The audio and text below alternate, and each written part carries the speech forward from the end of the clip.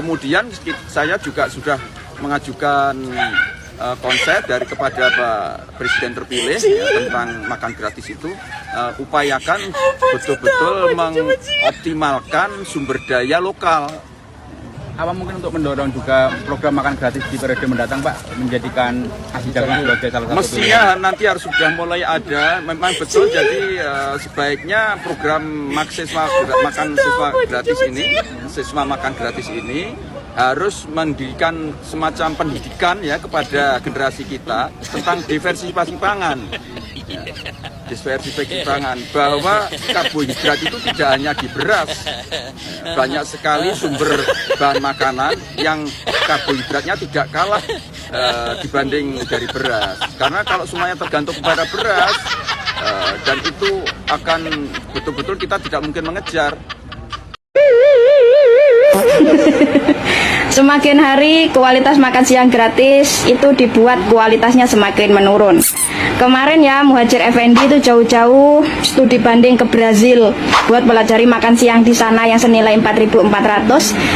Alah setelah pulang Muhadjir Effendi juga yang usul makan siang gratis pakai nasi jagung. Kalau kejarnya murah meriah, nggak sekalian itu usul pakai nasi aking, Pak, sego karak, itu kan juga murah. Atau usul pakai dedak ayam dicampur pola, dicampur tetes tebu. Nah itu jadinya konsentrat, murah juga itu, Pak. Kalau carinya yang murah meriah, banyak bikin kenyang, ya mendingan pakai bubur konsentrat itu aja, Pak, murah meriah itu. Makin kesini usulan dari Menko PMK kita itu semakin nggak berkualitas. Tahu nggak kepanjangan dari Menko PMK yang dijabat oleh Muhadjir Effendi? Menko PMK itu adalah Menteri Koordinasi Pemberdayaan Manusia dan Kebudayaan.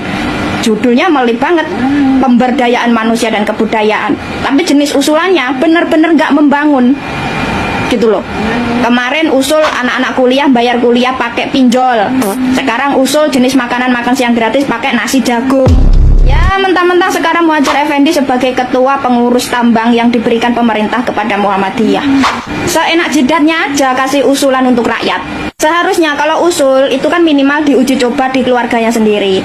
Mau nggak cucunya makan nasi jagung selama 1 tahun penuh setiap hari selama 365 hari? Mau nggak? Nah kalau cucunya Pak Muhadjir sendiri aja belum tentu mau, lah apa kabar anak orang? Hah? Jangan mentang-mentang pendukung Prabowo Gibran itu yang penting makan siang gratis, oke gas, tapi kualitasnya diturunkan. Janganlah Pak, goblok-goblok kayak gitu itu juga manusia loh, bukan ayam.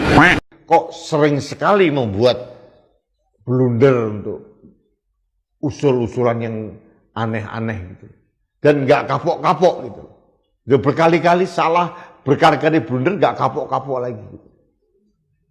Itulah Pak Muhadjir Effendi. Saya mohon maaf, saya tidak kenal beliau, saya tidak ada hard feeling, tapi saya harus menyelamatkan negara ini. Jangan sampai nanti terlanjur dialokasikan dana, kemudian dikasih opsi makan jagung, yang terjadi sama anak-anak dibuang karena anak-anak belum terbiasa memakan jagung sebagai pengganti nasi.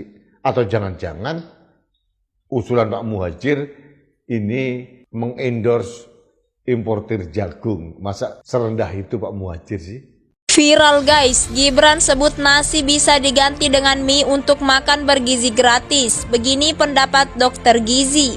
Wakil Presiden terpilih Gibran Rakabuming Raka mengatakan bahwa nasi bisa diganti dengan sumber karbohidrat lain, seperti mie atau olahan jagung untuk menu makanan bergizi gratis. Sebelumnya, pemanfaatan nasi jagung sempat disinggung oleh Menko PMK Muhadjir Effendi. Menanggapi hal ini, dokter spesialis gizi klinis Dr. Inga Permadi menjelaskan penggunaan sumber karbohidrat selain nasi boleh saja dilakukan, asalkan dilengkapi dengan lauk pauk, sayur, dan buah-buahan untuk mencukupi kebutuhan nutrisi anak. Selain mie dan jagung, bisa juga memanfaatkan misoa, bihun, ketela, atau kentang. Menggunakan pengganti nasi sebagai sumber karbohidrat dalam program makan siang bergizi gratis ini, menurut Inga juga baik dalam menyesuaikan kondisi, seperti kenaikan harga beras saat ini. Wah, bagus juga ya guys, jadi menu makanan siang gratis bisa bervariasi setiap harinya. Asalkan saja bukan mie instan ya Pak. Semoga saja program makan siang gratis bisa terlaksana dengan baik. Bagaimana menurut kalian guys? Judi judi online sepanjang dia miskin ya dia berhak, ya kan? Pokoknya tidak dilarang oleh negara ya saya siap gitu kan. Pokoknya miskin gitu kan. Sebelumnya, saudara, usulan korban judi online mendapat bansos ini dilontarkan oleh Menko PMK Muhadjir Effendi yang menjabat Wakil Ketua Satgas Judi Online. Alasan Muhadjir adalah karena judi online menimbulkan dampak kemiskinan dan psikososial bagi korbannya. Muhadjir bilang pemerintah punya tanggung jawab terhadap warga miskin termasuk yang diakibatkan judi online. Ya termasuk banyak yang menjadi miskin baru, ya itu menjadi tanggung jawab kita, gitu, tanggung jawab dari Menko PMK. Ya kita sudah banyak sekali memberikan advokasi mereka yang korban judi online ini. Misalnya kemudian kita masukkan di dalam DTKS sebagai penerima bansos. Ya, kemudian mereka yang mengalami gangguan psikososial, kemudian kita minta Kemensos untuk turun untuk melakukan pembinaan, pemeliharaan.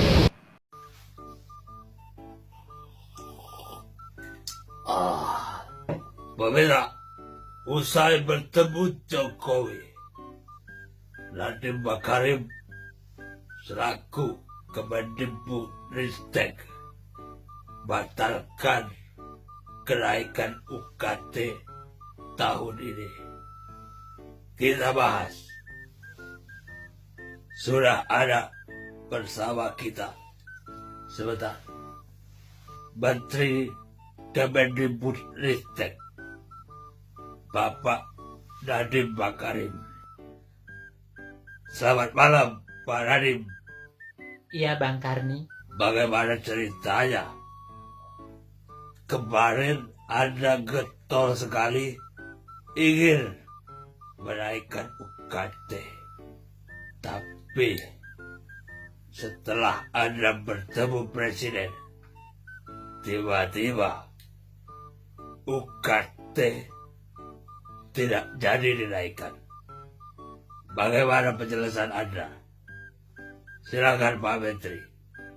Iya Bang Karni, terima kasih atas kesempatannya. Jadi sebenarnya saya sudah menghadap ke Presiden kalau masalah uang UKT.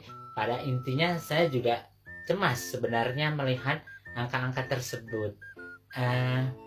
Untuk tahun ini UKT tidak jadi kita naikkan. Kita akan terus mengkaji dan mengevaluasi Bang Karni.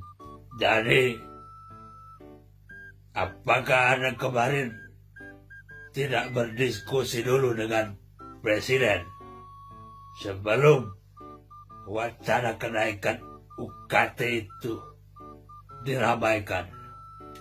Ya sebenarnya saya sih sudah diskusikan. Tapi ya gimana sih Bang Karni, namanya juga politik. Kalau nggak rame kayak gini kan nggak ada pengalian isu. Begitu Bang Karni. Oh, jadi begitu penjelasannya. Baik, pemirsa, itulah kesimpulan dari Bapak Menteri Kementerian Pendidikan dan Kebudayaan dan Ristek. Maka dari itu, menurut filsuf kuno, nek godo ya godo, tapi ojo koyo godo. Kita rehat sejenak. Saya sebagai orang Jawa, ngunu yang ngunu ning ojo ngunu. Artinya apa? Sebuah keterlanjuran sudah. Tetapi sekali lagi, jangan rakyatmu ini dibodohi. Saya mengatakan seperti ini karena saya menjalankan peran saya mencerdaskan kehidupan bangsa sesuai yang diajarkan dalam pembukaan Undang-Undang Dasar 45. Tugasnya sebagai dosen. Sehingga kalau di satu sisi ada pembodohan-pembodohan, nah saya harus menjaga kehidupan bangsa. Sehingga yang terjadi bisa jadi orang melihat seakan-akan saya bermusuhan memusuhi Anda. Tidak. Nggak ada kepentingan. Saya tidak punya kepentingan itu. Itu urusanmu. Urusanmu dengan Tuhanmu.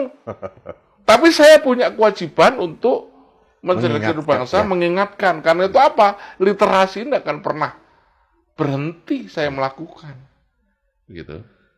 Bahkan saya mau menangis ketika melihat buku dari kelas 1 sampai kelas 3 SMA itu ya ampun Bang, tabrakannya terlalu banyak. Logiknya itu banyak yang terbalik. Nggak jelas ini. Dalam bahasa, matematika, dan lain sebagainya. Saya bisa mendetailkan itu nanti setelah jadi ya. Tapi yang saya ingin katakan adalah bahwa dari sisi tematik tidak ada konektivitas. Dari sisi teori tumbuh kembang anak, diksi yang digunakan oleh buku itu tidak mempertimbangkan ini. Yang ketiga, dia tidak pernah bisa dikatakan ini tuntas belajarnya. Sehingga 3 hal ini kalau kita lihat ini Bang, ini yang menyengsarakan siswa dan guru. Guru begitu terima buku pokoknya, oh baca ini wasiat, udah ajarin aja. Dia nggak peduli itu, ini sesuai nggak dengan teori tumbuh kembang anak, bahasa yang digunakan. Temanya ini dengan tema sebelumnya nyambung nggak? Nggak pernah ada yang ngecek Bang. Nggak pernah ada yang ngecek. Jadi begitu saya teliti, ya ampun, pantas saya bilang, kita nggak pernah maju.